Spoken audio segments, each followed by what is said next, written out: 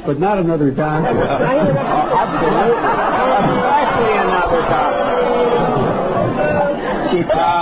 I think, but let's get. He does make a point that we should also say Sabin is live and live vaccine, and Salk is inactive. Inactive, as we say in the laboratory. All right. How many was it? They ask. Well, how many people know that the European epidemic of polio, there were about 20 or 30 cases in this country. Now, of course, the American doctors will argue that the reason why polio disappeared in this country was because of the vaccine. But then why did it disappear in Europe in the 1940s and the 1950s without mass vaccination? Right. Why doesn't it occur in the third world where only 10% of the people have ever been immunized against polio or anything else? So, in other words, we may be fighting a tiger that died.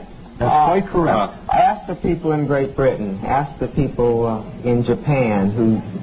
Back here. Gentlemen, if you please. I've got probably the smartest audience we've ever had. I have a question. How long a delayed action, if any, would you connect this with, like MS?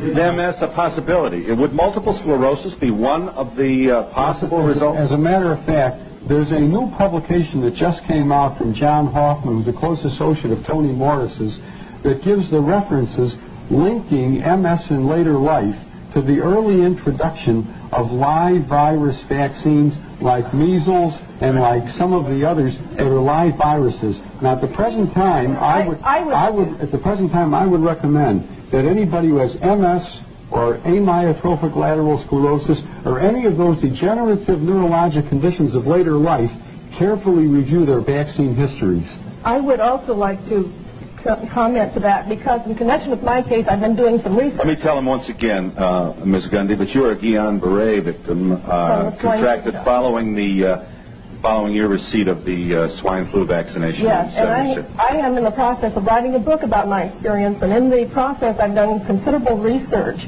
And from what I have learned, it looks as if immunizations frequently cause autoimmune disease.